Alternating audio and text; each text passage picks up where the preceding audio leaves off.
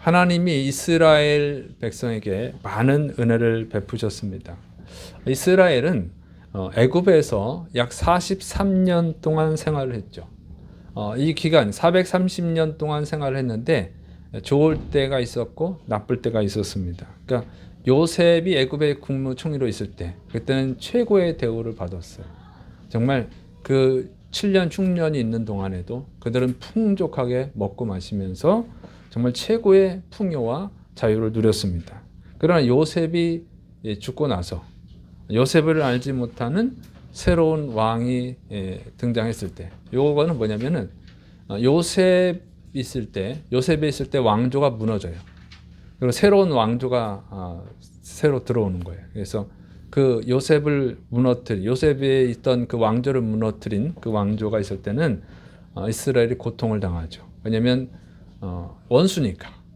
요셉이 총리로 있을 때 그 왕조는 무너졌고 새로운 왕조가 일어섰는데 그거는 원수가 되는 거죠. 그래서 이제 이스라엘은 그때부터 고통을 당하게 됩니다. 풍요로움을 빼앗기고 자유를 빼앗기고 노예로 전락을 해서 아주 고통스러운 생활을 하게 돼요. 이 노예 생활 기간이 얼마냐? 그건 정확히는 모르는데 학자들마다 다 조금씩 달라요. 그래서 노예 생활 기간을 350년으로 보는 분들도 있어요. 그러니까 요셉이 애굽에서 30세 총리가 되죠. 그리고 110세에 죽었어요. 그래서 그걸 계산해 보는 거예요. 그러면은 430년 동안 있었는데 요셉이 80년 동안 애굽에서 총리를 했죠. 그러니까 그걸 빼면은 350년 이렇게 되는 거예요. 한 350년. 정확히 말하자면 뭐 343년이 되겠죠. 이 정도. 이때는 이제 노예 생활을 했다. 이렇게 보는 분도 있고, 또 뭐 250년, 뭐 200년 이렇게 보는 분들도 있어요. 이게 근거들이 다 많으니까 그걸 다 설명을 해드린 그렇고, 그다음에 이제 134년. 제가 일부 예배는 이 숫자를 잘못 계산해가지고 설교를 잘못했는데 134년입니다. 134년. 자, 요거는 뭐냐면 요셉을 알지 못하는 그 새 왕조가 출현한 그 시기를 계산을 한 거예요. 출애굽기 1장 8절에 요셉을 알지 못하는 새 왕이 일어나 애굽을 다스리더니 이렇게 돼 있어요. 이때가 투트모스 1세로 추정을 해요. 그래서 투트모스 1세가 BC 1580년부터 1514년까지, 그러니까 66년간 통치를 하거든요. 그래서 1580년에 등장을 했다고 보고 출애굽이 BC 1446년에 이루어져요. 그러니까 1580년에서 1446년을 빼면은 134년이 나와요. 그래서 134년 동안 노예를 생활을 했다 이렇게 보는 거죠. 그래서 이 고대 연도이기 때문에 정확하게 뭐 나와 있지 않기 때문에 그 역사적 자료들과 애굽의 역사적 자료, 그다음에 성경의 자료 이런 것들을 이제 비교해서 하는 거예요. 근데 정확하게 이름이 일치하지는 않기 때문에 이스라엘 사람들이 부르는 이름하고 애굽 사람들이 부르는 이름은 조금씩 틀리고 그래서 정확히는 알 수가 없어요. 그래서 짧게 보면 134년, 430년 동안 있으면서 노예 생활하는 것이 짧으면 134년, 뭐 길면 350년 이렇게 보는 겁니다. 저는 134년이 맞다 이렇게 제 생각은 그래요. 제 생각은 이렇게 봐요. 어쨌든 이 노예 생활은 굉장히 고통스러운 시간이죠. 그래서 또 왜 고통스럽게 하냐면 이스라엘의 숫자가 계속 늘어나는 거예요. 그러니까 새로 등장한 왕조는 불안한 거죠. 자기들이 이렇게 반란을 일으켜서 왕조를 새로 왕이 됐잖아요. 그러니까 또 반란이 일어날 수 있잖아요. 이스라엘은 먼저 번 왕조랑 가까우니까. 그러니까 이스라엘은 셈족이고 그래서 이게 안 맞는 거예요. 그래서 여기는 이제 힉소스 왕조라고 그래요. 어쨌든 그렇게 돼 있어. 뭐 그렇게 자세히 할 필요는 없고 어쨌든 이 먼저 본 왕조랑 친한 사람들이 숫자가 늘어나면 다시 또 반란 일으켜서 뒤엎어 버릴 수 있잖아요. 그러니까 괴롭히는 거야. 아주 괴롭히는 거죠. 출애굽기 1장 8절부터 11절 요셉을 알지 못하는 새 왕이 일어나 애굽을 다스리더니 그가 그 백성에게 이르되 이 백성 이스라엘 자손이 우리보다 많고 강하도다. 자 우리가 그들에게 대하여 지혜롭게 하자. 두렵건대 그들이 더 많게 되면 전쟁이 일어날 때 우리 대적과 합하여 우리와 싸우고 이 땅에서 나갈까 하노라 하고 감독들을 그들 위에 세우고 그들에게 무거운 짐을 지어 괴롭게 하여 그들에게 바로를 위하여 국고성 비돔과 람셋을 건축하게 하니라. 그러니까 통제를 하는 거죠. 아주 괴롭혀가지고. 그런데 문제가 생겼어요. 이렇게 괴롭히면 좀 숫자가 안 늘고 그리고 통제가 될 줄 알았는데 출애굽기 1장 12절 그러나 학대를 받을수록 더욱 번성하여 퍼져나가니 오히려 더 숫자가 늘어나는 거예요. 하나님의 역사죠. 출애굽기 1장 20절 하나님이 그 산파들에게 은혜를 베푸시니 그 백성은 번성하여 매우 강해지니라. 그러니까 숫자가 점점 늘어나니까 이게 더 무서운 거예요. 그래서 새로운 방법을 이제 고안해내죠. 그게 뭐냐면 자기가 낳은 아들을 죽이게 하는 법이에요. 출애굽기 1장 12절 그러므로 바로가 그의 모든 백성에게 명령하여 이르되 아들이 태어나거든 너희는 그를 나일강에 던지고 딸이거든 살려두라 하였더라. 아들을 낳으면 이제 나일강에 던져라. 나일강에 빠뜨려 죽이라는 거예요.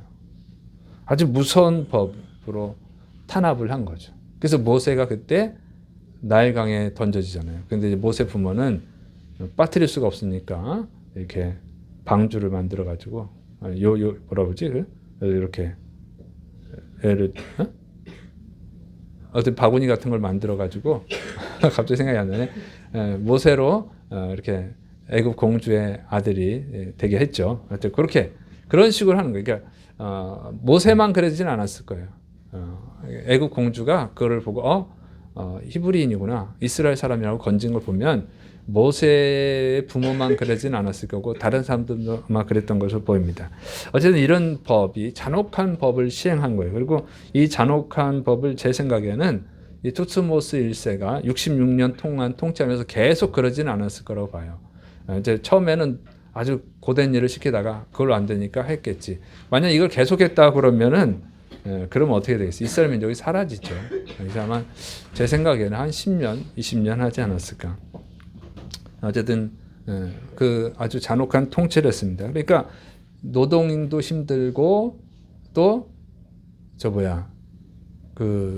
이 자식을 낳은 아들을 또 나일강에 빠뜨려 죽게 하는 이런 잔혹한 통치라니까 너무 괴롭죠. 이스라엘이 너무 괴로운 거야. 그래서 이렇게 모세처럼 이렇게 갈대상자에 넣어가지고 사는 아들도 있지만 다 그렇게 할 수는 없잖아요. 이게 안 그러면 집안을 재산을 뺏어 간다든가 죽이고 이렇게 탄압을 하니까 용기 있는 사람만 그렇게 하는 거지. 그러니까 너무너무 고통스러우니까 그렇다고 또 다 죽일 수도 없잖아. 정말 자기 자식을 맨날 어떻게 죽이겠어요. 그러니까 이 사람들이 이제 하나님께 부르짖는 거야. 출애굽기 2장 23절 여러 해 후에 애굽 왕은 죽었고 이스라엘 자손은 고된 노동으로 말미암아 탄식하며 부르짖으니 그 고된 노동으로 말미암아 부르짖는 소리가 하나님께 상달된지라. 그래서 이스라엘이 이렇게 투스모스 1세 때부터 하나님께 부르짖었다면 대략 한 300년이 지난 후에 하나님께 부르짖는 거예요. 하나님을 찾지도 않다가. 인간은 얌체죠. 아쉬우면 찾아. 평안하면 안 찾아요. 힘들고 고통스러우면 하나님을 찾는 거예요. 이렇게 하나님을 찾으니까. 그런데 하나님은 사랑이 많으셔서 인간은 또 아쉬울 때 찾냐? 하고 쳐다보지도 않을 텐데 하나님은 사랑이 많으셔서 이 얌체 같은 이스라엘을 구원하기 위해서 모세를 보내십니다. 모세로 하여금 애굽의 10가지 재앙을 내리게 하죠. 그리고 마지막 재앙이 장자의 죽음 재앙이에요. 그래서 애굽에 태어난 장자는 다 죽는 거예요. 그러니까 애굽 왕의 아들도 죽어요. 그러니까 더 이상 버틸 수가 없죠. 그 다음에 이것도 이렇게 아들이 죽는 재앙까지 당했는데 여기서 또 이스라엘이 나가는 것을 방해했다가는 어떻게 됐어요? 자기가 죽을지도 모르죠. 너무 무서워가지고 이제 이스라엘로 하여금 애굽에서 나가게 허락을 합니다.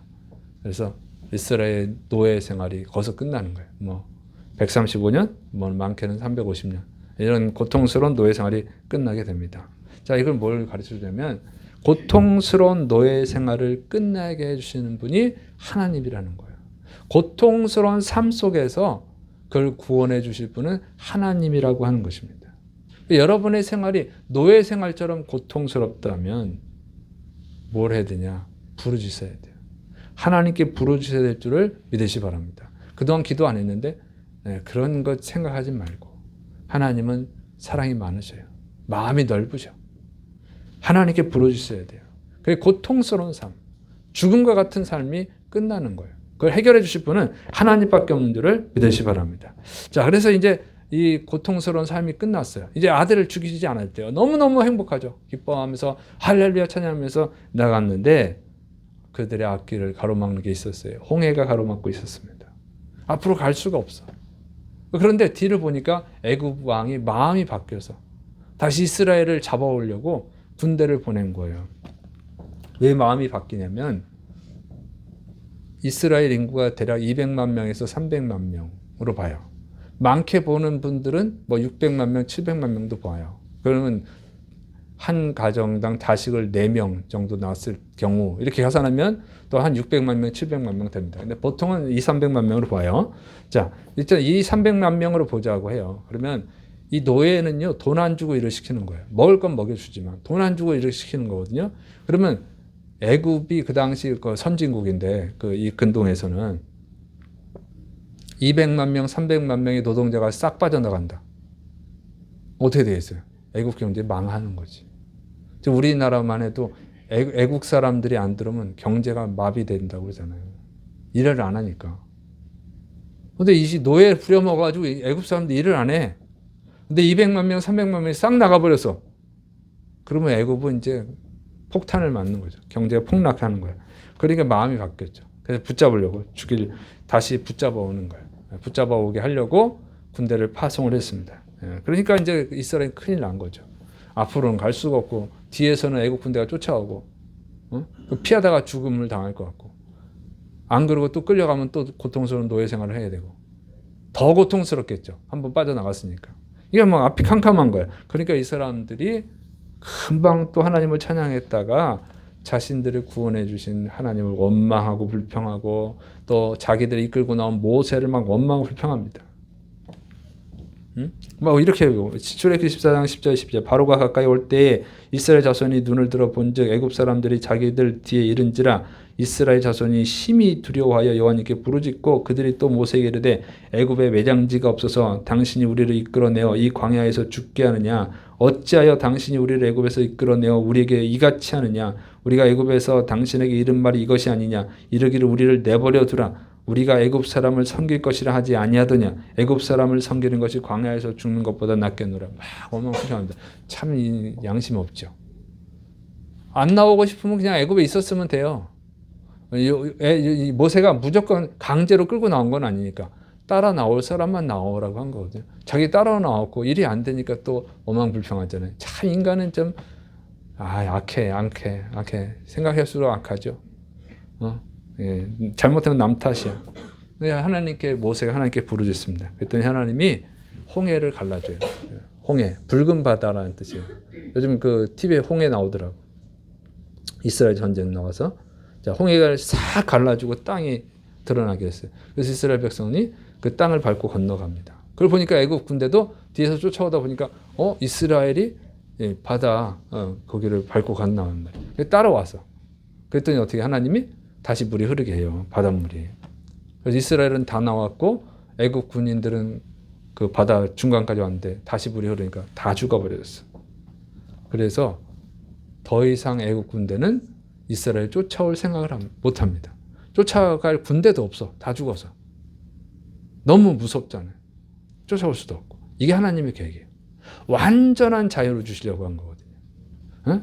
애국 군대가 다시는 이스라엘 백성들을 포로로 노예로 잡을 생각조차 못하게 하려고 하는 하나님의 크신 뜻이 있었던 거예요. 근데 그걸 모르고 원망 불평을 한 거예요.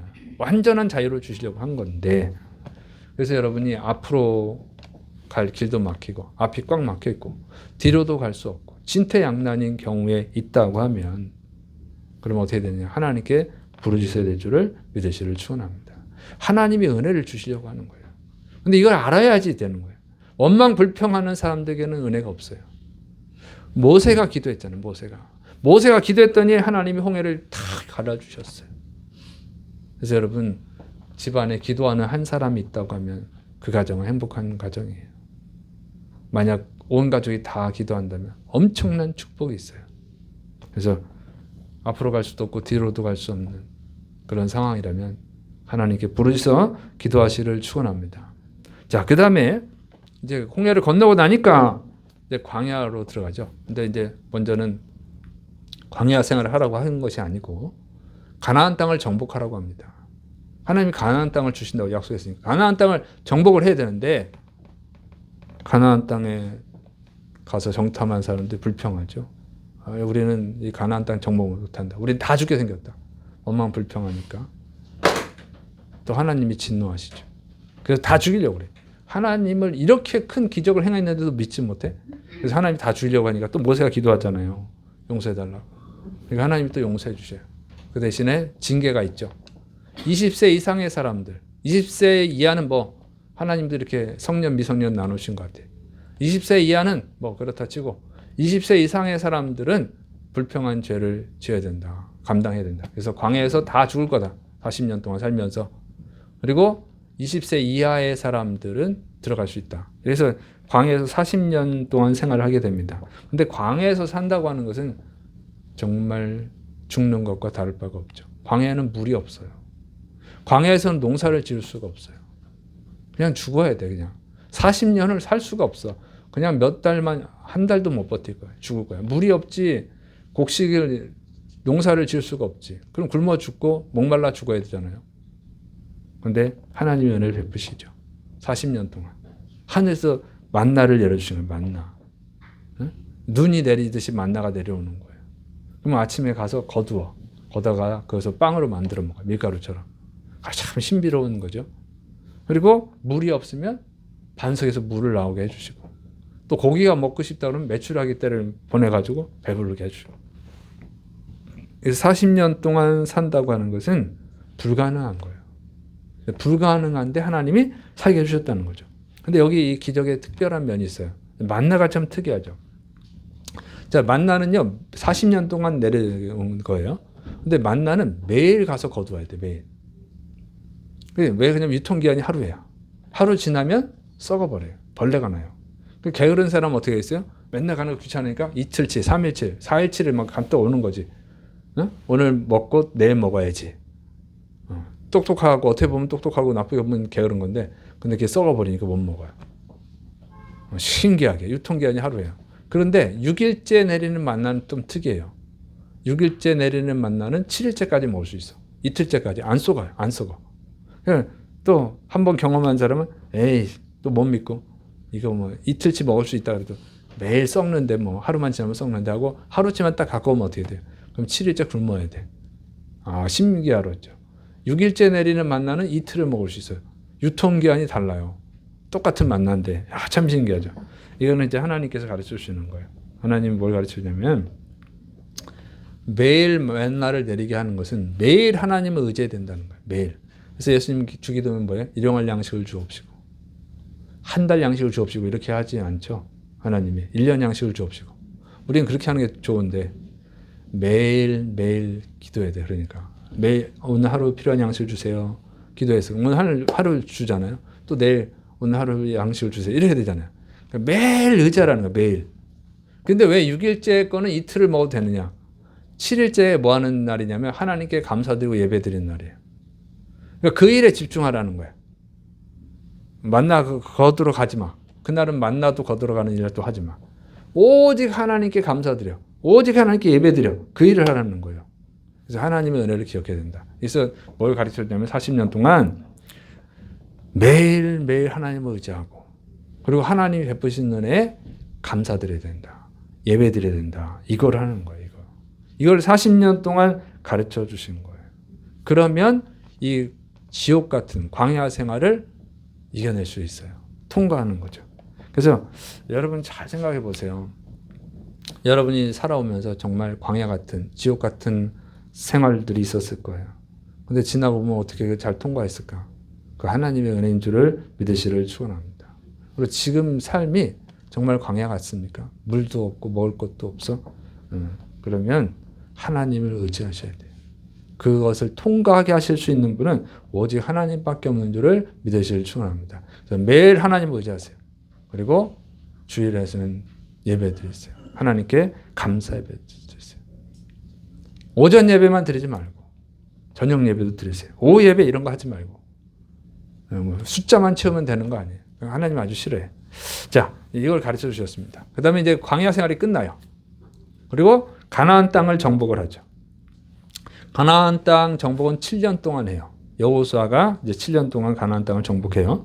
그런데 이 40년 광야 생활을 끝내고 가나안 땅을 정복하는데 7년 만에 정복을 하게 되는데 정말 이게 놀라운 기적이죠. 왜냐하면 40년 전에 불가능하다고 판단해가지고 원망불평하다가 광야 생활을 40년 하게 된 거 아니에요.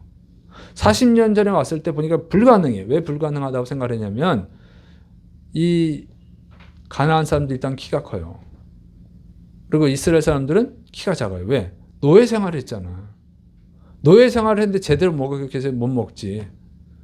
힘든 일 했지. 힘든 일 하지 노예 생활했지. 키가 클 수가 없어. 키가 작고. 그 다음에 이 가나안 사람들은 철병거를 가지고 있다고 그랬잖아요. 성이 튼튼하고 무기가 최신식 무기야. 그러니까 철기 문화요. 이 가나안 땅의 블레셋 사람들은 철기 문명. 이스라엘은 청동기 문명이에요. 청동검을 가지고 싸워야 돼. 철검을 가진 쇠칼을 가진 사람들 당연히 청동기가 무겁고 잘 부러지는데 어떻게 이겨요?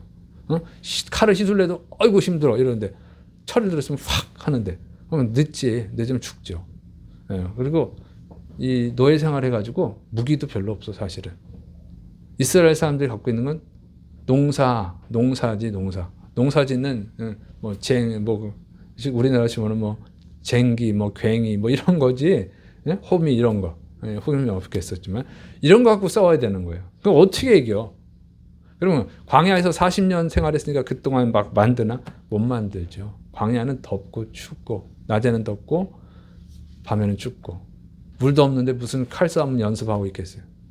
그냥 광야에서는 맨날 하나님 주신 만나 먹고 그리고 이동하고 계속 광야에서 이동하는 거잖아요. 그런 것밖에 없어요.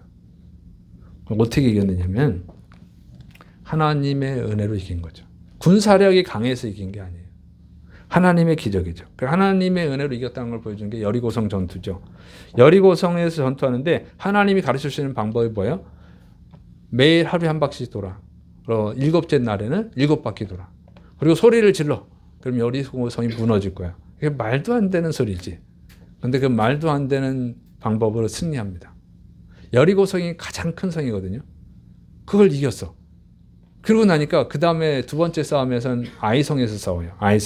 아이성은 작은 성이에요. 아주 작은 성. 얼마나 작으냐면 이렇게 되어 있습니다. 여호수아 7장 2절부터 5절. 여호수아가 여리고에서 사람을 베델 동쪽 베다웬 곁에 있는 아이로 보내며 그들에게 말하여 이르되 올라가서 그 땅을 정탐하라 하며 그 사람들이 올라가서 아이를 정탐하고 여호수아에게로 돌아와 그에게 이르되 백성이 다 올라가게 하지 말고 2-3천 명만 올라가서 아이를 치게 하소서. 그들은 소수이니 모든 백성을 그리로 보내어 수고롭게 하지 마소서 하므로. 여리고성 엄청난 큰 성이거든요. 그러니까 이스라엘 군사가 60만 명이야. 60만 명이 싸우기도 힘든 성이에요. 그래서 40년 전에 아예 싸울 생각도 안 하고 포기해버렸었던 성이잖아요. 그런데 그 60만 명의 군대가 아주 우스운 방법으로 이겼다고. 하루에 한 바퀴씩 돌고 마지막 날 7바퀴 돌고 소리 우아 지르고 이겼어. 그런데 아이성을 보니까 너무 조그마한 거야. 자기들이 여리고성도 이겼는데 뭐 아이성 보니까 2-3천 명만 있으면 되겠네. 2-3천 명만 있으면 이기겠네 하고 그럼 넉넉하게 3천 명 보내자. 그래서 3천 명을 보냈잖아요. 근데 결과는 어떻게 됐느냐? 진 거죠. 백성 중 3천 명쯤 그리로 올라갔다가 아이 사람 앞에서 도망하니 아이 사람이 그들을 36명쯤 쳐 죽이고 성문 앞에서부터 스바림까지 쫓아가 내려가는 비탈에서 쳤으므로 백성의 마음이 녹아 물같이 된지라. 3천 명만 있으면 충분히 이기겠네. 우리가 여리고성도 이겼는데 뭐 까짓끔 뭐 이렇게 건방 떨다가 교만하게 행하다가 진 거예요. 눈물을 흘리면서 해결하죠. 그리고 하나님이 가르쳐 주신 방법대로 하고 승리해요. 그래서 이 사람들이 깨달은 거예요. 우리의 힘으로 이기는 게 아니고 하나님의 은혜로 이기는 거구나. 이거를 훈련을 받은 거예요. 몇 년 동안. 광야에서 40년 동안. 그리고 가나안 정복 전쟁 7년 동안 철저히 깨달은 거죠. 하나님의 은혜로 사는구나. 내 마음대로, 내 계획대로 되는 게 아니구나. 그걸 깨달은 거예요. 여러분 잘 돌아보세요. 세상 사람들이요. 여러분이 세상에서 많은 계획들을 세웠잖아요. 성공했습니까? 여러분은 나름대로 이렇게 하면 성공해야겠지 하고 그런 계획을 세우고 그 계획대로 했을 거예요. 그게 성공합니까? 여러분의 삶이 매일 행복합니까? 그렇지 않죠. 내 계획대로 안 된단 말이에요. 내 생각대로 안 된단 말이에요. 오직 하나님의 계획대로 되는 거예요. 잠언 16장 9절 사람이 마음으로 자기의 길을 계획할지라도 그의 걸음을 인도하시는 이는 여호와님이시니라. 잠언 19장 21절 사람의 마음에는 많은 계획이 있어도 오직 여호와님의 뜻만이 완전히 서리라. 그래서 내가 계획을 세웠는데 정말 기가 막힌 계획을 세웠는데 정말 성공하는 사람들의 말을 듣고 했는데도 실패를 했다면 여러분 자기 계획을 내려놓으셔야 돼요. 하나님의 계획을 들으셔야 돼요. 하나님의 뜻에 순종해야 돼요. 그래야 승리하는 거예요. 그래야 여러분의 삶에 축복이 있는 줄을 믿으시를 축원합니다. 이걸 가르쳐 준 거예요, 하나님이. 몇 년 동안? 47년 동안. 그래서 이 사람들이 이제 철저히 하나님께 순종을 하죠. 그래서 가나안 땅을 정복한 거예요. 그런데 문제가 생겨요. 여호수아가 죽은 다음에 이스라엘이 자신들이 정복했던 가나안 땅에서 또다시 고난을 당합니다. 135년에서 한 350년간 노예 생활을 마치고 47년 만에 가나안 땅을 정복했는데 40년 광야 생활 7년 동안의 전쟁을 통해서 가나안 땅을 정복했는데 다시 그 가나안 족속들한테 다시 재침공을 당해서 노예들이 되는 거예요. 또 탄압을 당하는 거예요. 참 비참하죠. 응? 애굽 생활이 430년이야. 광야 생활이 40년이에요. 그럼 470년이잖아요. 470년 만에, 그 다음에 7년 전쟁이 있었고, 477년 만에 자기네 땅을 얻은 거예요. 근데 그거를 금방 빼앗겨 버렸어. 너무 비참하죠. 그 이유가 뭐냐? 사사기 2장 11절 15절 이스라엘 자손이 여호와님의 목전에 악을 행하여 바알들을 섬기며 애굽 땅에서 그들을 인도하여 내신 그들의 조상들의 하나님 여호와님을 버리고 다른 신들 곧 그들의 주위에 있는 백성의 신들을 따라 그들에게 절하여 여호와님을 진노하시게 하였으되 곧 그들이 여호와님을 버리고 바알과 아스타롯을 섬겼으므로 여호와님께서 이스라엘에게 진노하사 노력하는 자의 손에 넘겨주사 그들이 노력을 당하게 하시며 또 주위에 있는 모든 대적의 손에 팔아 넘기심에 그들이 다시는 대적을 당하지 못하였으며 그들이 어디로 가든지 여호와님의 손이 그들에게 재앙을 내리시니 곧 여호와님께서 말씀하신 것과 같고 여호와님께서 그들에게 맹세하신 것과 같아서 그들의 괴로움이 심하였더라. 네, 여기 보면은 뭐라고 되어 있냐면 여호와를 버리고 두 번 기록되어 있죠. 하나님을 버렸다는 거예요. 하나님. 아니 자기들을 노예에서 해방시켜 주시고 광야에서 먹여 주시고 가나안 땅을 정복하게 하신 하나님. 하나님이 없으면 아무것도 할 수 없는 그들이 하나님을 버리니까 뭘 하겠어요? 아무것도 못 하지. 그리고 바알과 아스타롯을 숭배했어요. 바알과 아스타롯은 우상은 죽은 신이잖아요. 신이 아니잖아요. 그러니 망하는 거죠. 여러분 예수님을 믿는데도 어려움을 당하는 분들이 있어요. 잘 점검해 보셔야 돼요. 하나님을 버린 것 아닌가 생각하셔야 돼요. 예배 드리고 있으니까 하나님을 버린 거 아니다. 그런 거 아니에요. 예배를 드려도 하나님을 버릴 수 있어요. 이 사람들은 예배는 드리죠. 근데 아스타롯, 바알도 섬겨요. 그러면 하나님을 버린 거예요. 하나님도 믿고 다른 신도 믿으면 하나님을 버린 거예요. 그게 하나님의 기준이에요. 하나님의 판단이야. 우리는 하나님도 믿고 다른 신도 믿지 이렇게 생각하지만 하나님은 그렇게 보지 않아요. 하나님 믿고 다른 신 믿으면 하나님 버린 거다. 다른 신을 선택한 것으로 본다고 하는 거죠. 종교다원주의자들 조심해야 돼. 교회 다니면서 기독교 신학자, 기독교 목회자인데 다른 종교랑 평화롭게 지내고 화합하고 그건 하나님 볼 때 가증한 거예요. 하나님 외에는 신이 없는데 어떻게 신을 동격으로 봐?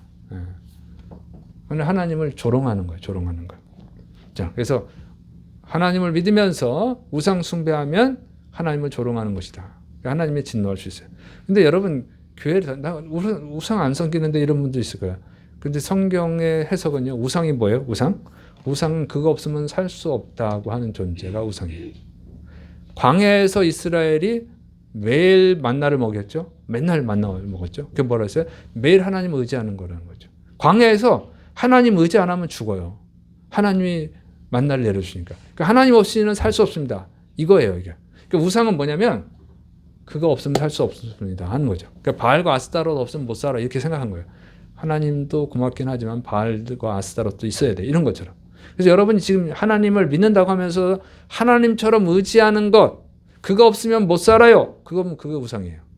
그거가 있어야만 살아요. 하면 그게 우상이에요. 그게 뭐예요? 대표적인 게 돈이지. 돈 없으면 못 살아요. 그럼 그게 우상이에요. 돈 없으면 못 살아요. 돈 있으면 살아요. 그럼 어떻게 할 수 있냐? 여러분 돈이 많아지면 행복한 사람이 있어요. 돈이 많아지면 얼굴이 기쁨이만 넘쳐나. 돈이 많아지면 사람이 그냥 웃음꽃이 피고 다른 사람들한테 너무 너그러워져. 다른 사람을 봐도 기분 좋아지고 내가 뭐 밥도 사줄게. 돈 많으면. 돈이 없으면 얼굴이 인상이 찌그러지고 막 욕설이 나오고 그러면 그게 우상인 거예요. 그러니까 여러분이 돈이 있을 때와 없을 때를 잘 생각해 보셔야 돼요. 남편이 좀 돈을 잘 안 벌어와. 여러분 막 인상이 막 싸나워져. 반찬도 막 안 해줘. 애들한테도 막 짜증을 막 내. 주위 사람들한테 막 성질을 부려. 그러면 그 사람 돈이 우상인 거예요. 네, 정말 하나님을 믿는 사람은요. 하나님 없이는 살 수 없는 거예요. 하나님 있으면 살 수 있어요. 돈 없어도 돼. 하나님만 있으면 살 수 있어. 돈 없을 때. 하나님 있으면 난 행복해. 그러니까 하나님을 생각하면 기쁨이 넘치고 막 하나님께 예배 드리는 게 너무너무 감사하고 그게 하나님을 신으로 믿는 사람이에요. 여러분 그렇습니까? 다윗이요. 왕이잖아요. 왕. 다윗이 고백한 거예요. 시편 51편 11절 나를 주 앞에서 쫓아내지 마시며 주의 성령을 내게 거두지 마소서. 다윗은요. 하나님 없이는 못 삽니다. 그게 다윗이에요. 다니엘이요. 기도하지 마라. 난 기도 안 하고 못 산다. 사자굴 속에 들어갈란다 차라리. 나는 죽어도 괜찮아. 그러나 하나님 없이는 못 살아. 이게 하나님만 믿는 사람들이에요. 여러분에게 기쁨을 주는 게 뭡니까? 여러분을 슬프게 하는 게 뭡니까? 그게 여러분의 우상이에요. 돈이 있으면 막 행복해집니까? 아니면 외제차가 있으면 막 행복해집니까? 뭐 좋은 아파트에 있으면 행복해집니까? 여행 가면 행복해집니까? 그게 우상이에요. 다른 거 다 있어도 하나님 없으면 못 살아.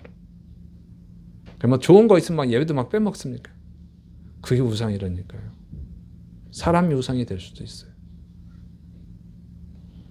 그러면 하나님을 버린 거예요. 그걸 하나님을 버렸다고 하는 거예요. 그거를. 여러분 삶에 정말 평안과 기쁨과 행복이 넘쳐나려면 하나님만을 섬기시기를 축원합니다. 그래야 진짜 평안이 있는 거예요. 왜? 평안은 하나님이 주시는 거니까. 자, 그럼 왜 하나님을 버렸느냐? 사사기 2장 8절 10절 여호와의 사사기 2장 7절부터 읽어야지.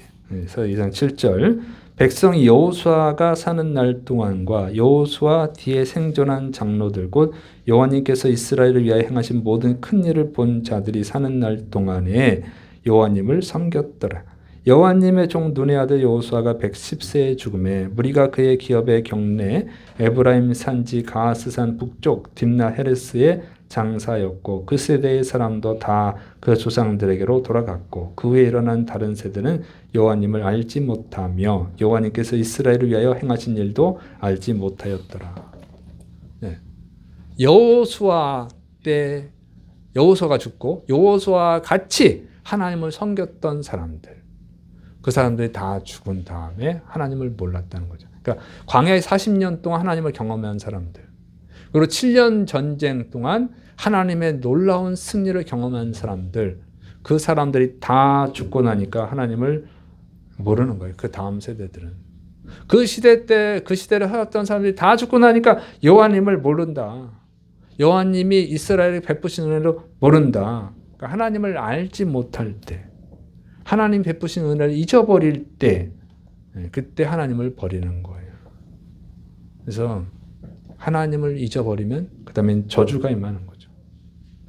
하나님이 특별히 저주를 내리셔야 저주가 임하는 게 아니에요. 여러분, 울타리 안에 있는 양은 보호를 받아요. 울타리 바깥으로 나가면 목자가 양을 저주하는 게 아니라 울타리 밖에는 사자와 공과 독수리가 있는 거예요. 잡아먹으려고 하는. 하나님을 잊어버리고 하나님을 떠나버리면 하나님의 저주를 내리는 게 아니고 그냥 저주를 받는 거예요. 바깥에는 사탄이 있으니까. 그래서 하나님을 잊어버렸기 때문에 그런 거예요. 하나님이 베푸신 은혜를 잊어버릴 때, 그럴 때 여러분 하나님을 떠나는 거예요. 그리고 무서운 불행과 저주가 임하는 것입니다. 여러분의 삶을 돌아보세요. 여러분의 삶 속에 행복과 기쁨이 없다 그러면 하나님을 잊어버린 거 아닌가 생각해 보셔야 돼요. 연단이면 괜찮아요. 연단은 잘 이겨내세요. 근데 연단이 아니라면 하나님을 잊어버린 거 아닌가 생각을 하셔야 되는 거예요. 응? 그러니까 하나님 말고 다른 것을 의지하고 있는 거예요. 예배는 드리지만, 이스라엘처럼 예배는 드리지만 바알과 아스타롯을 의지하는 것처럼 예배는 드리지만 돈을 의지하고 있는 거예요. 권력을 의지하던가 직장을 의지하던가 어쨌든 다른 걸 의지하고 있는 것이죠. 그럼 하나님을 잊어버린 거예요. 우상숭배에 빠진 거죠. 그래서 이런 불행을 당하지 않으려면 하나님을 잊지 않기 위한 노력을 해야 돼요. 하나님을 잊어버리면 그때부터 불행한 거예요. 그때부터 삶은 광야가 되는 거예요. 사막이 되는 거예요. 하나님을 잊지 않으셔야 돼요. 하나님을 잊지 않기를 축원합니다. 하나님을 잊지 않으려면 어떻게 돼요? 매일 의지해야 돼요. 매일. 그게 만나의 그 비밀이에요. 매일 만나를 거두러 가라. 신비한 만나. 하루만 지나면 썩는 만나. 잊어버릴 수가 없는 거예요. 하나님이 오늘 만나를 내려주시면 우리는 굶어 죽는구나. 매일 만나를 거두러 가는 것이죠. 그래서 여러분이 매일 하나님을 의지해야 돼. 매일 하나님을 기억해야 된단 말이에요. 매일. 매일 하나님을 기억하게 하는 게 뭐예요? 뭡니까? 사람이 떡으로만 살 것이 아니요 하나님의 입으로 나오는 말씀으로 살 것이냐. 말씀의 말씀. 그래서 매일 말씀과 기도를 해야 될 줄을 믿으시기 바랍니다. 그게 축복받는 거예요. 여러분이 매일 말씀과 기도를 의지해야 돼. 그래서 이 사사기에 나오는 거잖아요. 뭐? 사사들이 하나님을 기억하게 하는데 그걸 기억하지 않았다는 거죠. 사사들의 말을 순종하지 않아. 사사들이 하는 게 뭐냐면 하나님을 기억하라는 거예요. 하나님을 기억하게 만드는 사람. 하나님을 잊지 않게 만들어주는 사람이 있으면 여러분 축복받는 사람이에요. 믿습니까? 여러분에게 누가 하나님을 잊지 않게끔 자꾸 권면해주는 사람이 있으면 여러분은 축복받은 사람이에요. 내가 잊어버리려도 누가 잊어버리지 않게 하면 축복받는 사람이에요. 그런데 누가 잊어버리지 않게 도와주는데도 그냥 무시하는 사람, 저주받을 사람이에요. 그러니까. 여러분 매일 말씀과 기도를 가까이 하고 있습니까?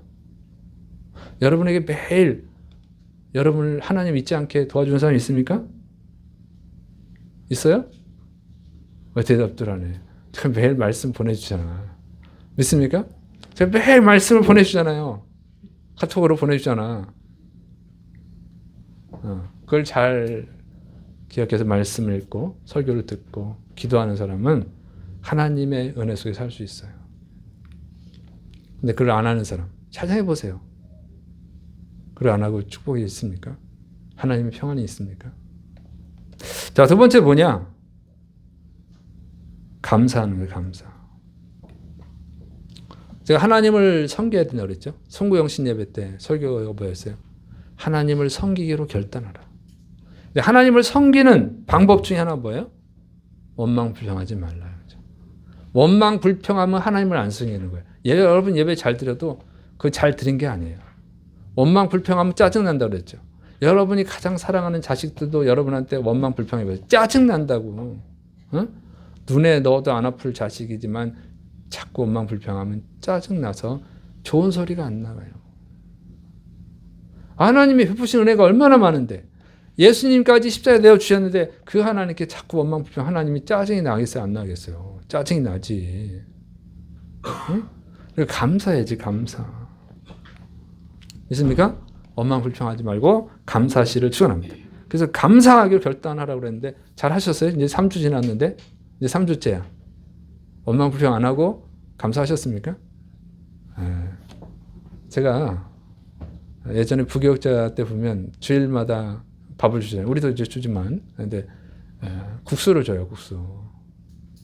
아유 국수가 맛없네. 이런 분들이 있어. 맨날 국수밖에 안 줘. 아니 공짜로 주는데 왜 불평해. 그 습관이야. 아 국수 먹기 싫으면 그냥 가면 되지. 왜 국수밖에 안 줘. 아이 맛없네 이런 분들이 있어. 참 병이야 병. 에? 국수도 사 먹으려면 자기 돈 주고 사 먹으면 돈 들어요. 공짜로 주는데 왜 감사해야지. 네. 3주 동안 감사하셨어요? 누가 공짜로 줄 때 감사하시고 잘 드십니까? 공짜로 주는데도 불구하고 아이고, 맛없네. 그럴 필요는 없잖아요. 습관이야 습관. 그래서 감사하는 거예요. 감사. 그래서 하나님이 6일째 내리는 만나는 어떻게 했다고요? 7일까지 먹을 수 이틀. 7일째는 하나님께 온전히 예배드리고 감사드리라고. 왜 감사는요? 여러분 감사는 하나님을 기억하는 방법이에요. 이제 설날이 또 다가오죠. 그러면 또 여러분 뭔가 감사한 선물을 사잖아요. 그럴 때 그 사람을 기억하잖아. 그리고 그 사람이 여러분한테 베푼 은혜가 크면 선물이 커지고 나한테 베푼 은혜가 작으면 작아지고 없으면 안 하고 이런 거잖아요. 선물이라는 것은. 감사라 선물은 그런 거예요. 그것을 감사, 그 사람이 베푼 은혜를 기억하는 거예요. 그게 중요한 거죠. 하나님의 은혜를 기억하는 거예요. 하나님의 은혜를. 그래서 예배 드리는 것은 바로 그런 의미예요. 여러분이 감사드리는 것은 하나님의 은혜를 기억하게 하는 거예요. 억지로라도 일부러라도 기억하게 해야 됩니다. 그래서 제가 교회 학생들을 가르칠 때 어떻게 해요? 니네 부모님한테 어버이날 꼭 선물 드려라. 편지 쓰지 말고 편지만 쓰지 말고 카네이션 만들지 말고 선물을 드려. 제가 그렇게 가르치잖아요. 애들을. 왜? 니네 친구들이나 뭐 애 있는 좋은 거 사주면서 그놈의 친구는 헤어질 수도 있고 예, 그럴 수도 있잖아요. 근데 뭐 그걸 15,000원 막 이렇게 하고 선물 예전에 그래 몇 년 전에 선물이 15,000원인가 그래. 부모님께 뭐 해드리냐? 편지 썼어요. 나 혼냈어. 일부러 가르치는 거예요. 그러면 억지로라도 부모님 은혜를 기억하잖아요. 그 바로 그거예요. 기억하셔야 돼요. 기억하셔야. 그래서 여러분 하나님께 감사를 드리시를 축원합니다. 하나님께 예배를 온전히 드리세요. 근데 주일 예배 드리려면 오전 예배만 드리더라고요. 그러지 말라고 좀. 저녁 예배까지 드리세요. 믿습니까? 뭐 주일 예배 잘 드리세요. 오전만 드리지 말고 저녁까지 드리세요. 그러면 예배에 어떤 신비한 효력이 있냐? 그게 아니에요. 하나님의 은혜를 기억하는 거야. 믿습니까? 그걸 하나님이 좋아하시지. 응? 아직 믿음이 어리면 억지로라도 하는 거예요. 억지로 가르치면 나중에 알게 되니까. 근데 하나님의 은혜를 기억하고 교제하는 거예요. 응? 불평하지 말고. 제가 한 25년 전인가? 우리 막 한참 한국교회 오후 예배 막 생겨날 때 나한테도 막 오후 예배 드리자고 2시 예배 드리자고 막 그래서 내가 반대를 했는데 그러니까 오후 예배를 드리는 것은요 목사한테 편한 거예요. 오후 예배 끝내고 나머지 쫙 놀 수 있으니까. 근데 내 양심이 안 맞아. 뭐 숫자 횟수만 채우면 하나님이 기뻐하시냐? 그거 아니잖아요. 주일은 온전히 하나님 앞에 드리라고 만나도 이틀치를 주잖아요. 주일에는 또 안식일에는 만나러 구하러 가는 일도 하지 마. 하나님께 감사드리는 일을 해. 하나님 말씀 배우는 일을 해. 그거에 집중해. 그게 하나님의 뜻이에요. 그러니까 아침부터 저녁까지 하나님 앞에 드리는 시간을 가져야지. 오후 예배, 2시 예배, 뭐 1시 반 예배 드리고 샥 놀러 가? 아니 그거는 인간을 위한 예배지. 그렇게 안 맞는 거예요, 성경에. 그래서 제가 편하긴 내가 편한데 성도들을 위해서 성도들이 정말 하나님께 사랑받고 복받게 하려면 저녁 예배를 드려야 맞는 거니까. 믿습니까? 여러분 저녁 예배 드리려면 어디 못 놀러 가잖아. 놀러 갔다도 와야 되잖아. 억지로라도 와야 되잖아. 저녁 예배를 드리려면. 그러니까 이 저녁 예배를 드리는 거예요. 원래 성경에 저녁 예배가 또 있고 믿습니까? 그렇게 하는 거예요. 근데 새벽 예배도 마찬가지예요. 새벽 예배도 몇 명 오지도 않아요. 여러분 제가 왜 새벽 예배를 드립니까? 새벽 예배 없앱시다. 이런 분도 있었어요. 옛날에. 새벽 예배 없애면 내가 편하지 성도가 편하겠냐고. 난 설교를 준비 안 해도 되니까. 그러나 성도를 위해서는 그렇게 하면 안 되잖아요. 응? 부모가 밥을 일주일치도 해놓을 수 있죠. 응? 부모가 그죠? 반찬도 일주일치 해놓을 수 있지. 냉장고에서 꺼내 먹어. 그게 뭐 건강에 좋겠어요. 응? 밥을 거의 매일 해요 제가. 일주일치 해놓을 수도 있어. 한 달치도 해놓을 수도 있어. 요즘 얼음으로 다 얼리면 되잖아. 그래 녹여서 주면 뭐 건강하겠어요. 정말 자녀를 생각하면 매일매일 만들어야지 밥을. 여러분 새밥이 맛있지? 이 보온해 놓은 거 맛있습니까? 맛없잖아요. 그러니까 건강 상태도 마찬가지예요. 저 그렇게 하거든요. 우리가 새벽 예배도 여러분을 위해서 하는 거예요. 믿습니까? 그러니까 열심히 나오세요. 믿습니까? 오전 예배만 나오려고 하지 말고 여러분 반쪽짜리 갖고 은혜는 없어요. 물은 몇 도에 끓어요? 100도씨에서 끓어요. 100도씨에서. 불을 80도까지 올리고 뭐 70도까지 올리면 물을 안 끓어요. 왜 축복이 없지? 그래. 참 답답한 소리 하는 거예요. 왜 하나님이 축복을 안 주시겠어요? 100도씨로 올리세요. 100도씨로 불을 올리면 100도에 끓어요. 물레방아는 언제 돌아가요? 물레방아? 그 물레방아에 물이 차야 돌아가요. 반만 채워 안 돌아가요. 물이 꽉 차면 돌아가는 거예요. 물레방아 그렇게 돌아갑니다.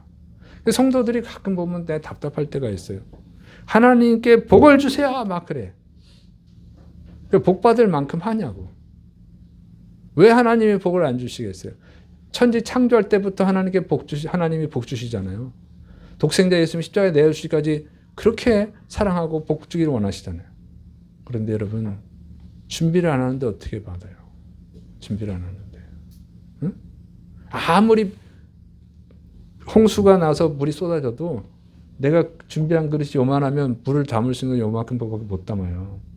내가 그릇이 이렇게 크면 이만큼 담을 수 있는 거예요. 성도들은 참 답답한 것 같아요. 그냥 복 달라고 하는데 복 받을 준비는 안 해. 물이 100도로 끓기를 원하면서 불의 온도는 50도, 60도만 올려요. 물레방아가 돌아가기를 바라면서 물을 안 채워요. 그리고 왜 물레방아가 안 돌아가지? 왜 물이 안 끓지? 참 답답해요. 온전히 하세요. 믿습니까? 서양 사람들한테 와서 불을 50도, 60도 올리고 왜 물이 안 끓죠? 그러면 멍청하네요. 이렇게 하지. 그래서 여러분 제가 목회를 한 30년 하는데 제가 보니까 온전하게 하나님을 섬기는 사람들이 복을 받지. 자꾸 믿어도 되는 것도 없고 복도 못 받고 원망 불평하는 사람들이 잘 되는 걸 못 봤어요. 하나님의 원리니까, 하나님의 원칙이니까. 그래서 하나님을 기억하세요. 믿습니까? 하나님의 은혜를 기억하세요. 하나님이 여러분에게 베풀었던 은혜를 기억하세요. 그리고 감사하세요. 억지로 하고 감사하세요. 그리고 매일 하나님 의지하세요. 그러면 여러분 놀라운 축복이 임할 줄을 믿으시기 바랍니다. 평안과 자유가 있어요. 하늘에서 오는 신령한 은혜가 있어요. 기쁨이 있어요. 그리고 승리의 역사가 일어날 줄을 믿으시길 바랍니다. 그래서 2024년에는 다르게 사세요. 2023년에 좀 내 삶이 좀 실패했다 그러면 바꾸세요. 맨날 실패하는 길을 걸어가면서 맨날 지뢰밭을 걸어가면서 왜 지뢰가 터지죠? 그것처럼 바보가 어디 있어요? 웅덩이가 있는데 거기를 가면서 왜 맨날 빠지죠? 다른 길을 가면 돼요. 다른 길을. 그거 간단한 거지. 지뢰밭이야? 그럼 다른 밭으로 가면 되는 거지. 간단한 거잖아요. 그래서 삶을 바꾸셔야 돼요.